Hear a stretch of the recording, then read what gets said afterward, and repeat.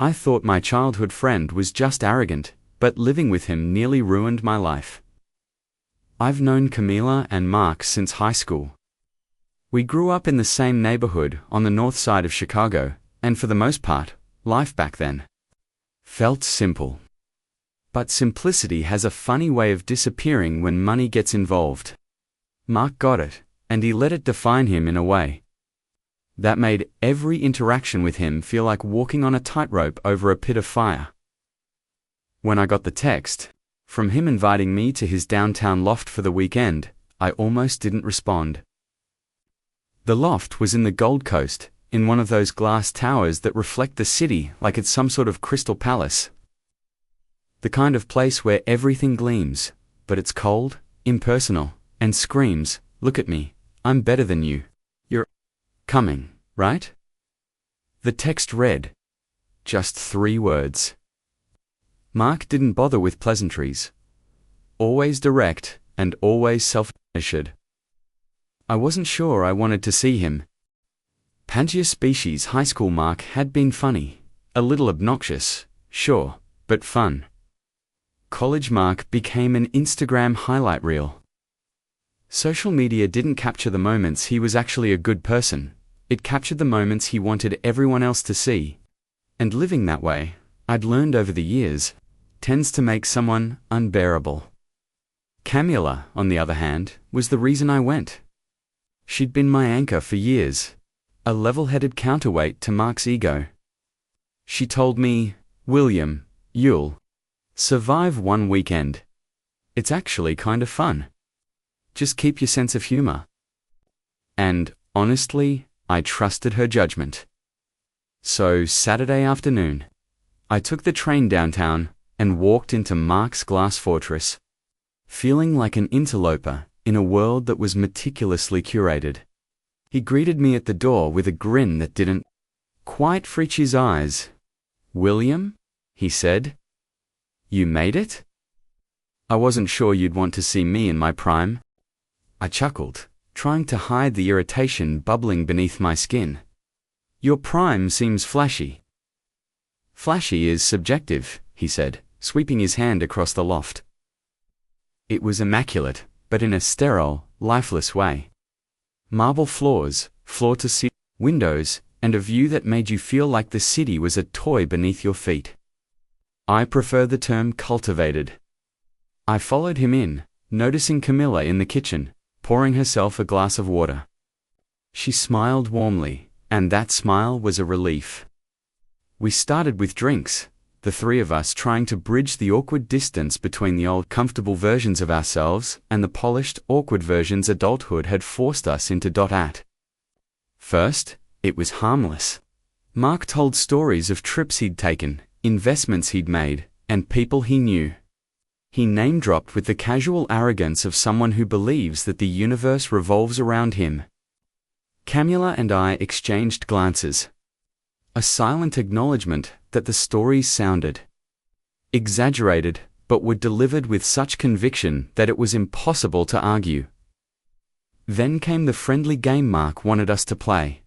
A challenge he called House Rules. The rules were simple. Whoever lost had to do something embarrassing. The catch?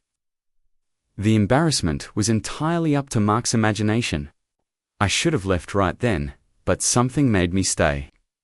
Maybe it was Camia's presence, maybe it was curiosity, or maybe I just wanted to see how far Mark would go.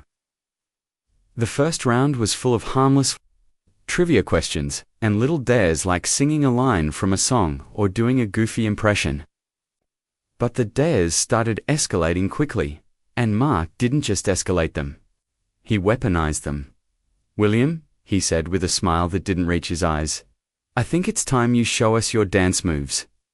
Come on, you've got to." Impress us? I hesitated. Dancing wasn't my thing. But Mark had a way of making refusal feel like an admission of weakness.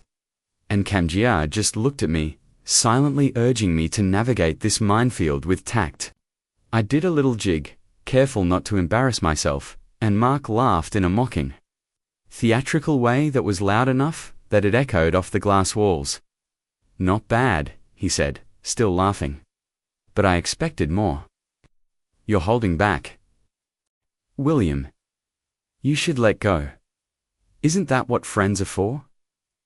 It was subtle, but it was cruel. And in that moment, I realized that this weekend wasn't going to be fun. It was going to be a test, and I didn't know the rules. By Saturday night, the loft was full of Mark's friends. There were people I didn't know, people who laughed too loudly, who nodded at Mark as if he was some kind of living legend. They didn't know me, and Mark made sure of that. Every introduction was framed in a way that subtly undermined me. "This is William," Mark said, gesturing vaguely toward me. "He's, the guy I've known since high school." Somehow, survived my antics. I forced a smile. Camila caught my eye and raised hers as an unspoken, "We'll get through this." But Mark wasn't done.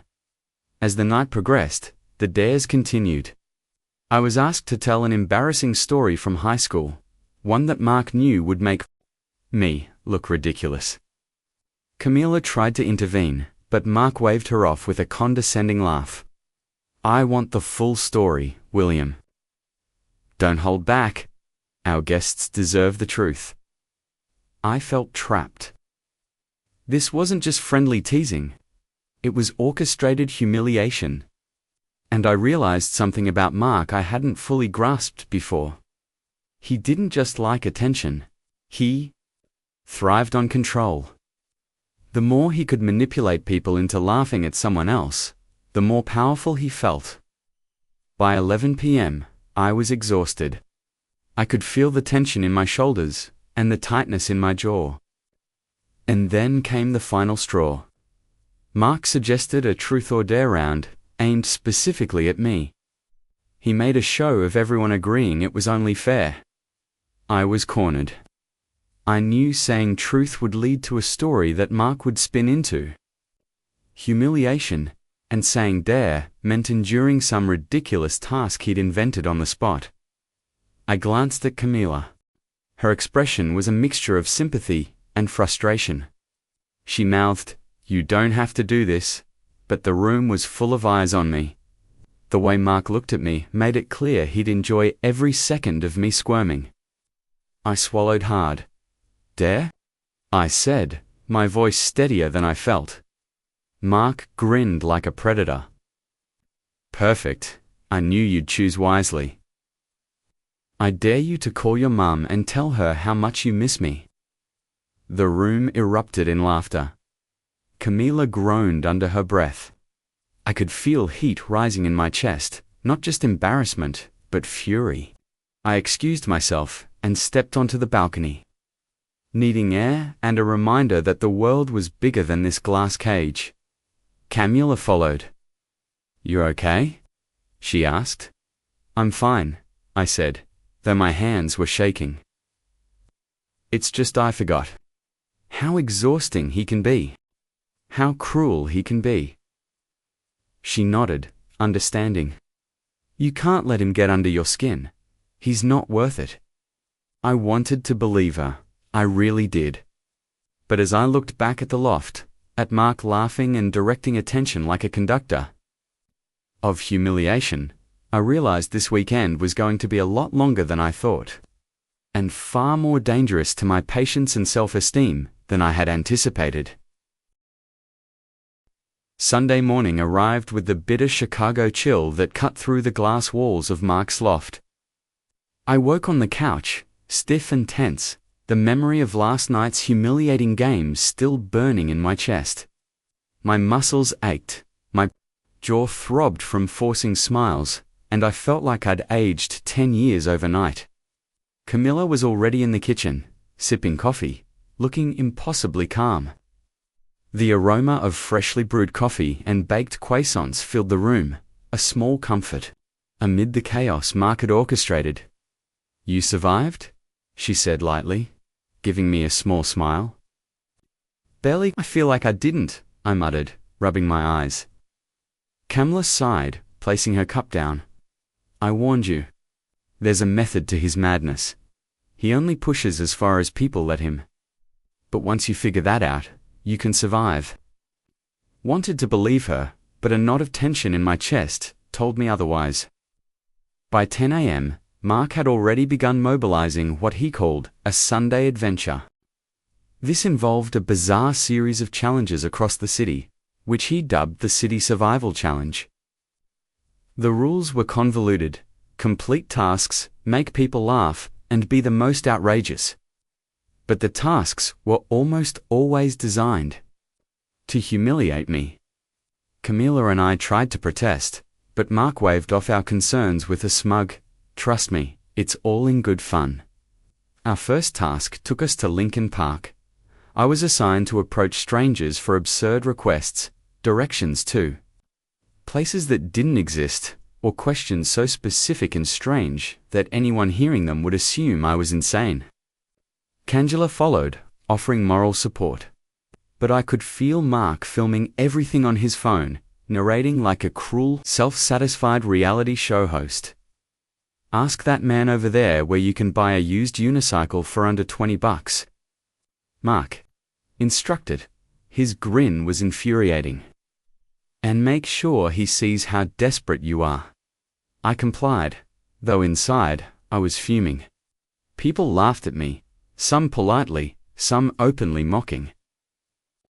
I felt like a puppet, and Mark was pulling all the strings.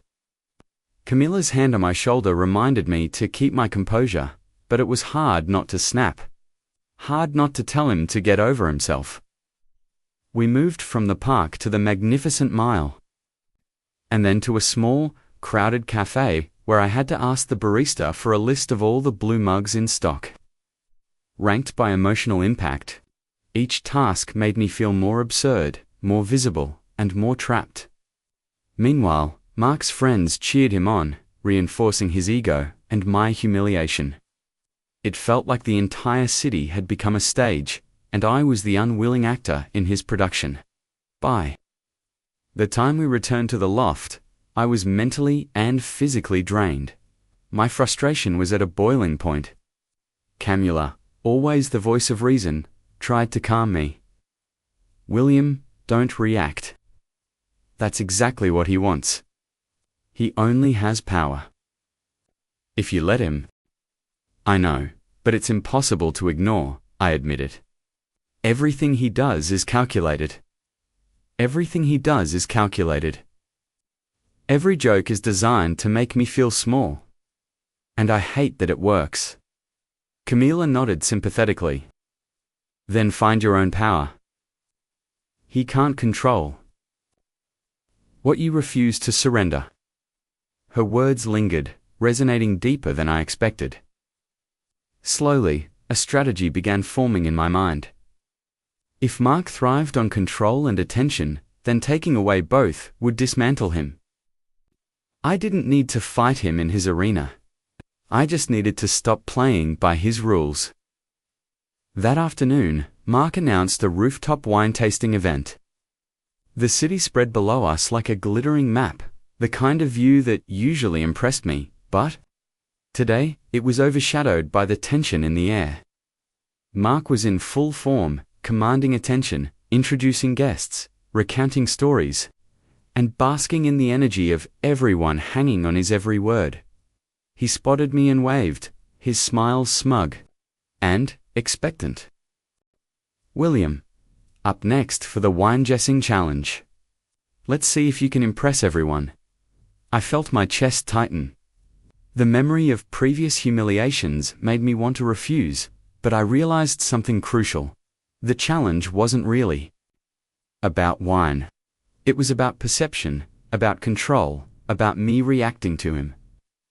And I had the power to deny him that. I approached the group with a deliberate calmness I hadn't felt all weekend. Instead of fumbling, or letting his dare dictate my actions, I addressed the crowd directly.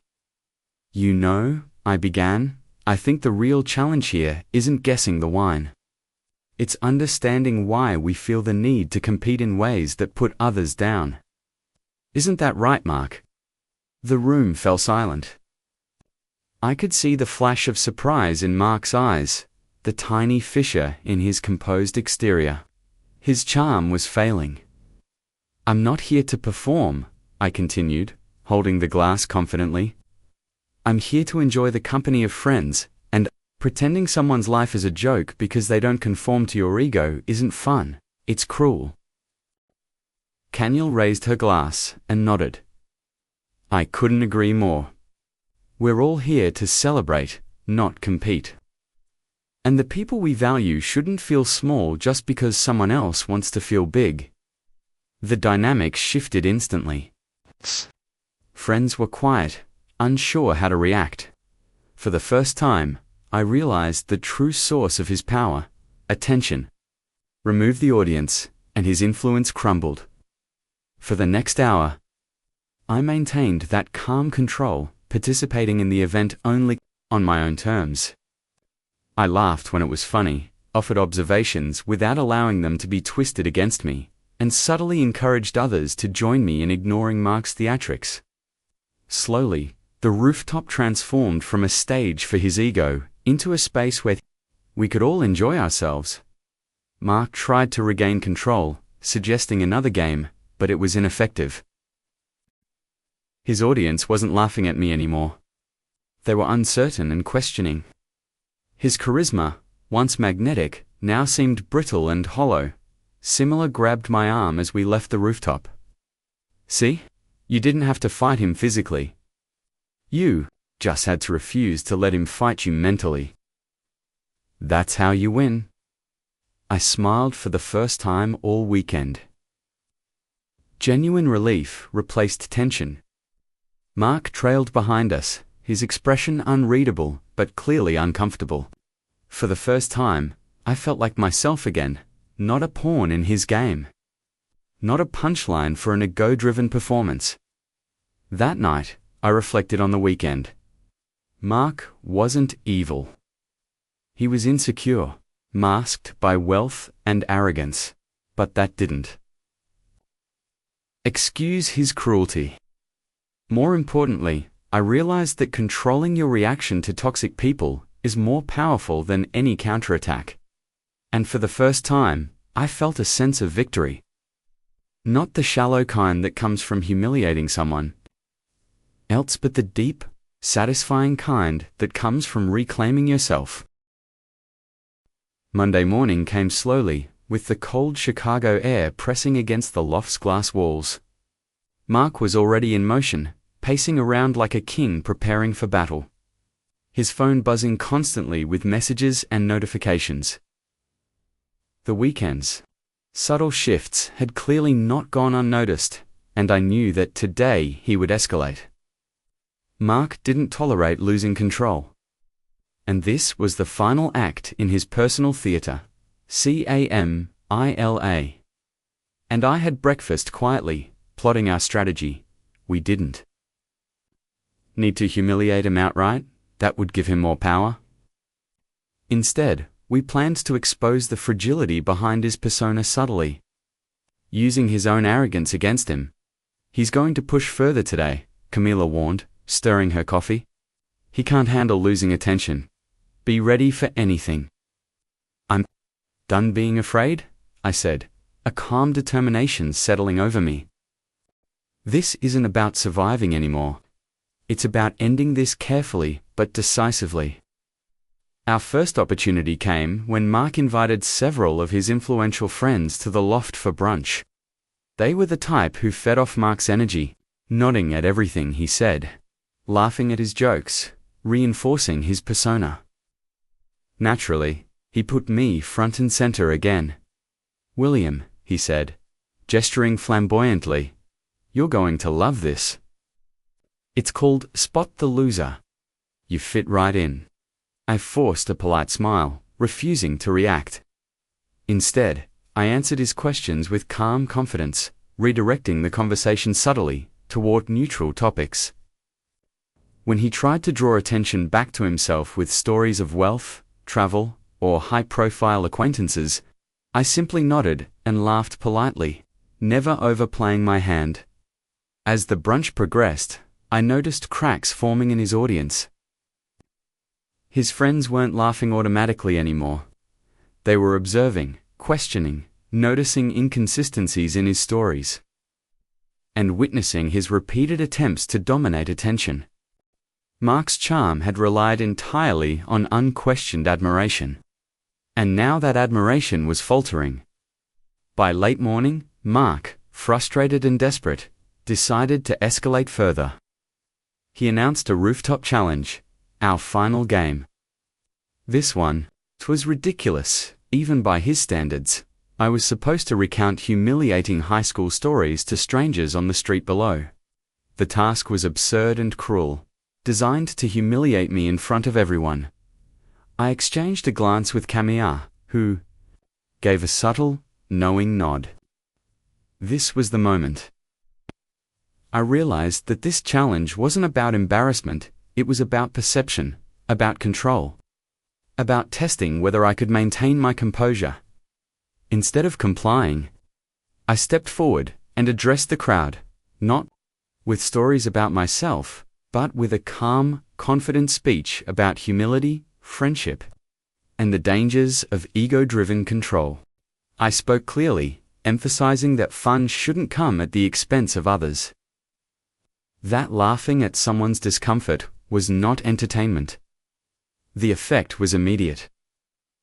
Mark's friends were quiet, unsure how to react. Some nodded in agreement. Others exchanged glances that subtly undermined his authority. I realized that Mark's power was performative. It depended entirely on the audience's reactions. Remove their unquestioning support, and the persona crumbles. Mark's jaw tightened. He tried sarcasm, jokes, and charm, but nothing landed. The room that had previously amplified his ego was now witnessing the unraveling of it. Kanjia joined me, reinforcing the message without directly confronting him. "We don't need to put anyone down to feel entertained," she said firmly. "Games like this only reveal insecurity, not skill." I felt a surge of quiet satisfaction. As I watched Mark, the confident center of attention, becoming uncertain, flustered, and increasingly desperate. His attempts to reclaim control failed because I had refused to react on his terms. By evening, the rooftop was calm. Mark's energy was subdued, his usual charisma diminished. He wasn't angry enough to lash out physically, just frustrated and disarmed. For the first time all weekend, I felt powerful. Not because I had humiliated him, but because I had reclaimed control over myself and the situation. Camilla smiled at me, linking arms, as we walked toward the elevator. "See? You didn't have to fight him physically. You just had to stop letting him fight you mentally." I smiled genuinely for the first time all weekend. The tension that had weighed me down 4 days lifted slightly. Mark's arrogance hadn't disappeared, but I could see the cracks, and that was enough. For the first time, I felt like myself, no longer a pawn or a punchline. The loft was quiet by Monday evening. Most of Mark's friends had left, leaving the three of us alone. The energy that had dominated the weekend had dissipated. Mark sat in the corner, scrolling through his phone. The confident air that had consumed the room, now replaced by a subtle tension. "You're different," he said. Finally, his tone a mixture of grudging respect and disbelief. "I didn't expect you to handle that the way you did." I leaned back, letting the silence linger for a moment before replying, "I didn't handle it for you, Mark. I handled it for me." This weekend was supposed to be fun, but it turned into a test of patience. I realized I had to set my own boundaries. You can't control someone who doesn't play by your rules. Mark's frown deepened, but I could see the shift. The arrogance that had dominated the weekend was subdued. He was quiet, processing that his control had been dismantled without confrontation. Simply by refusal. Camilla, always the voice of calm clarity, smiled at me. "Sometimes the best way to win," she said softly, is to refuse to play someone else's game. That night, I walked along the Chicago River, the skyline glowing against the cold, clear sky. The weekend replayed in my mind, the absurd challenges, the humiliations, the relentless tests of patience. But I felt different, stronger, in control. I realized that Mark's power wasn't in his wealth, his charm, or his theatrics. It was in perception, and I had refused to participate. The real victory wasn't revenge. I hadn't humiliated Mark or destroyed his reputation. I had done something more satisfying, reclaimed my dignity, asserted my boundaries, and refused to be defined by someone else's ego. Mark would continue to be arrogant, continue to flaunt his lifestyle, but his control over me was gone. Camila and I met for coffee later that week. We laughed about the absurdity of the weekend, the public dares, the strangers in Lincoln Park, the rooftop performances. But beneath the laughter was a quiet sense of triumph. Some people try to make themselves feel big by making others feel small, but real power, I realized, lies in refusing to shrink. Mark's arrogance remained, but it no longer affected me. For the first time in years, I felt entirely, unapologetically myself. The city stretched out before us, bustling and alive. And I walked with a sense of clarity and confidence I hadn't felt in a long time. I didn't need his validation. I didn't need anyone's validation. I had reclaimed my own narrative. And that, I realized, was the most satisfying victory of all.